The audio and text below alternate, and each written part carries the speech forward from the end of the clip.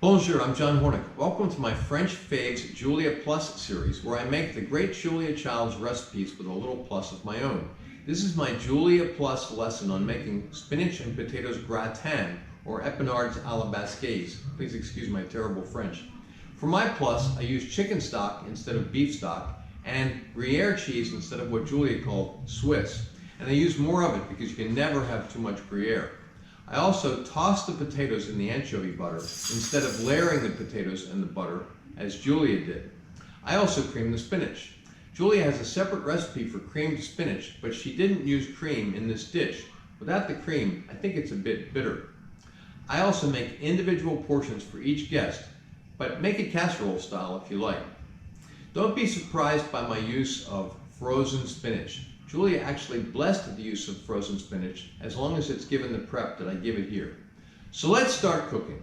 First thing we're going to do is heat our oven to 375 degrees. All right, first thing we're going to do is melt about 3 tablespoons of butter. I already have the butter here in the pan, putting it on low heat. And like I said, it's about 3 tablespoons. It doesn't have to be exact. Okay, I've added the spinach, this is frozen spinach, to the butter. And this is chopped spinach. If you get leaf spinach, just chop it up after it thaws just enough for you to chop it. And make, a uniform chopped coarse texture. Okay, then we're going to add a little bit of salt to this. And we're going to add a little bit of freshly ground black pepper. And then we're going to grate just a little bit, of nutmeg into it. This would be like a pinch worth, okay? And then stir that up a little bit to get it to start to thaw in the butter. Okay, and then we're just going to stir this until it's all thawed out and mixed in with the butter. And I'm just going to put the cover on it until it's thawed out. Okay, let's check the spinach. It is all thawed and it is rendered its liquid, okay? It's kind of juicy down in there. Now what we want to do is raise the heat a little bit, and we want to dry it out, basically. We want to cook off some of that moisture. We're not going to dry the spinach out, obviously. You can't really dry it out, but we call it dried out because we are evaporating a lot of that extra moisture that's in there. So we're going to let that cook uncovered, and we're going to stir it, watch it and stir it so it doesn't burn or stick, and cook off that extra liquid. Okay, it's been about 2 or 3 minutes, but it's going to depend on how high you have your heat, okay? And it's dried out pretty well. You can tell because there's no liquid laying in the bottom of the pan, like pooled there. And if you pull the spinach away from the pan, any moisture that's on the pan evaporates immediately, okay? Now what we're going to do is sprinkle on the flour, and then we're going to stir that up.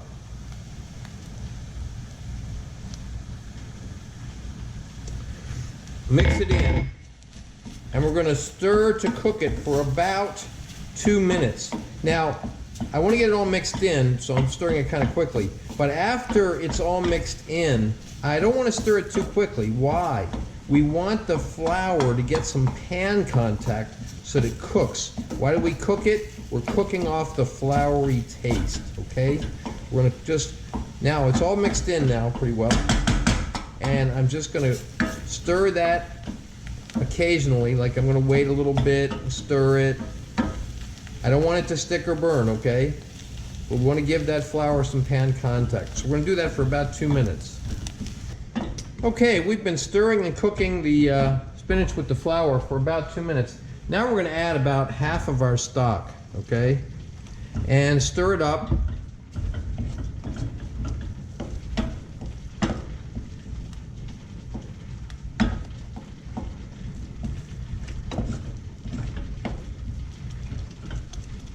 If you have any flour stuck to the bottom of the pan, you can use your wooden spoon and kind of rub it off the bottom of the pan. Now that that stock is in there, it'll come right off and it'll mix in with the spinach, okay? Now what we want to do is cover this. I want this to be on low heat, low enough heat that it's not going to stick or burn.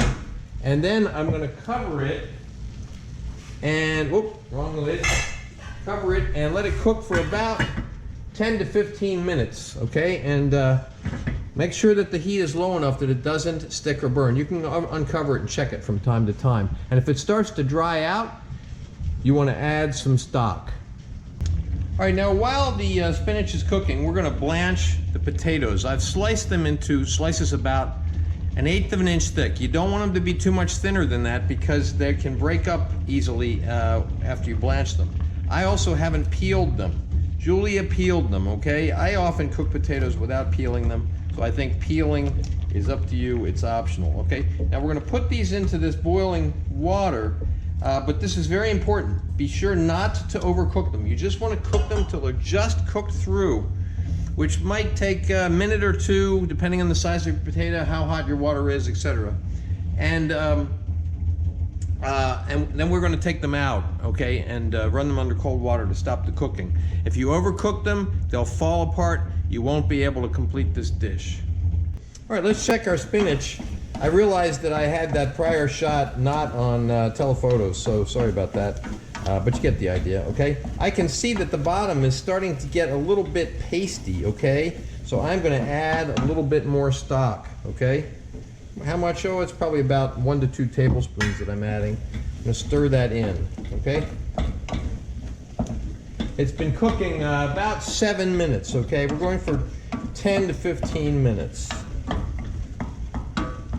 Okay, the potatoes are cooked through. That took about somewhere between 2 and 3 minutes, okay? Now we're gonna just rinse those with cold water, stop the cooking. It's just been cooking about 10 minutes. It's absorbed that stock that we added earlier, and it is not sticking on the bottom, but I'm gonna try to incorporate a little bit more stock. In fact, I'm just going to put in the rest of it that we have. We had a cup. We're going to use the whole cup. We're going to incorporate that and let it cook another, a couple minutes till it's all nice and incorporated, okay? Okay, let's check on the spinach. Looks like the liquid is incorporated well. It's been cooking a total of about 13 minutes. We're not sticking to the bottom.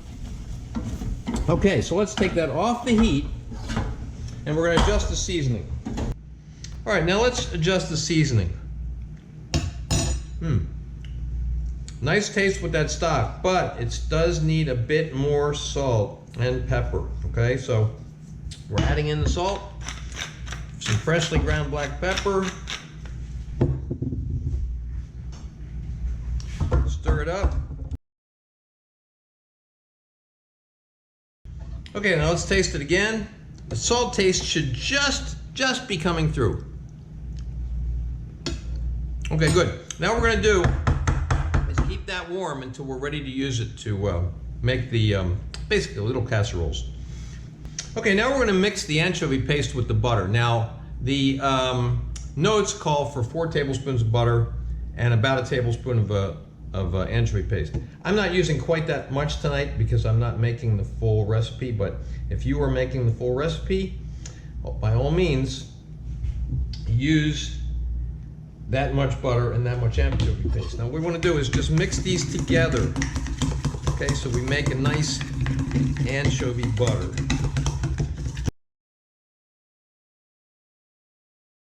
All right, next we want to mix the Panko breadcrumbs with our Gruyère cheese. And you can do that with a spoon, but I think it's easier and better just to toss it with your fingers like I'm doing now. Okay, get that Panko mixed in well with the Gruyère, okay?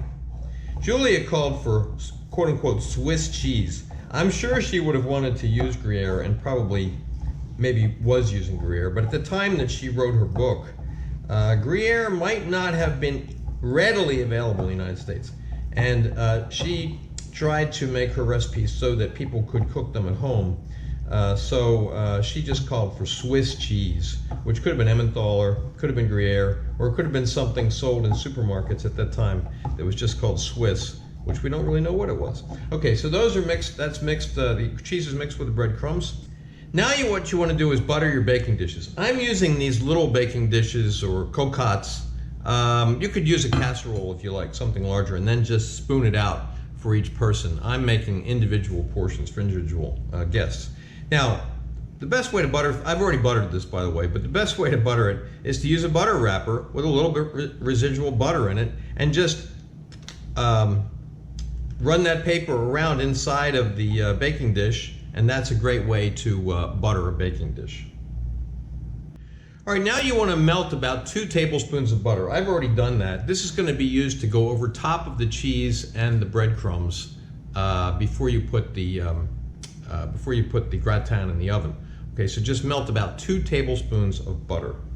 Okay, now I'm going to blot the potatoes, and if you watch my videos, you know I don't use many paper towels. Okay, so I'm using kitchen towels, and I've laid all the potato slices out on one of the towels, and I'm just going to take another one and blot the excess moisture off of those potatoes. All right, now we're going to add the potatoes to the anchovy butter. Okay, now Julia, in her recipe, she layers the potatoes and with some anchovy butter on top. But I'm tossing the potatoes in the anchovy butter. Okay, that way they get coated with it. You need to do this gently because you don't want to break up your potatoes. Okay, but you want to try to get those potato slices coated nicely in the anchovy butter. All right, now we're going to cream the spinach. We're using heavy cream, okay? And Julia does not use cream in her recipe, okay? How much cream are we using? I'd say we're using about, so far, I've put in about 1/4 cup, okay? And we want to mix that in really well. Then we're going to taste it and decide whether we're going to add any more. All right, let's taste it.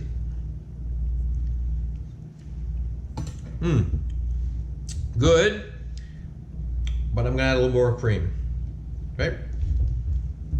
So I've probably put in about 1/3 cup at this point. This is really kind of a matter of taste. If you like the taste of it, if you think it needs more cream, add some more cream, okay? And mix it in really well. Let's taste it again. Tastes good, but I'm going to add a bit more salt. And a bit more freshly ground black pepper.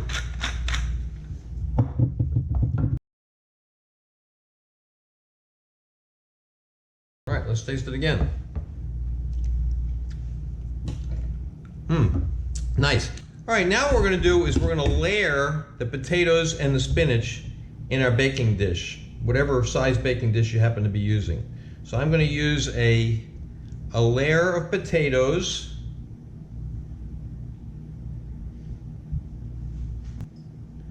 then a layer of spinach,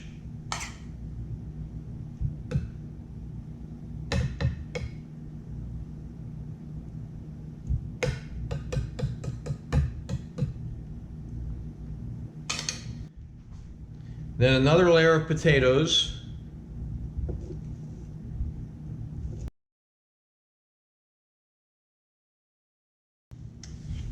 then another layer of spinach,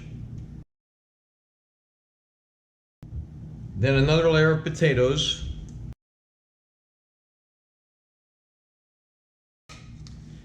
then another layer of spinach.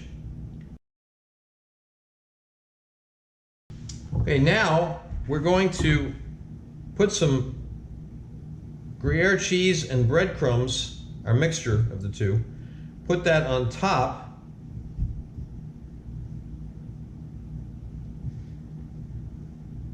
Okay. Now we're going to make each one of our casseroles the same way. I'm only doing one on camera. Okay, last step before we put it into the oven is to spoon some of that melted butter over the top, okay?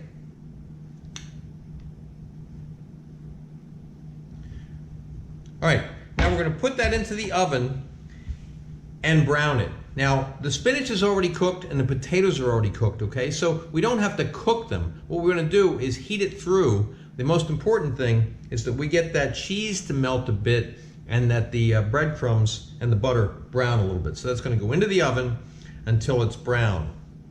Probably take about, 10 to 15 minutes. Okay, I'm not sure whether you can see the brown very well on the camera, but it's nice and browned now, and now they're ready to serve. So that is my French Faves Julia Plus lesson, spinach and potato gratin, or Epinards à la Basquaise. Again, excuse my terrible French. You can see photos of the final dish at my Instagram, which is at Chef's Apprentice Cook Like a Pro. Please remember to subscribe to my channel, and thanks for watching.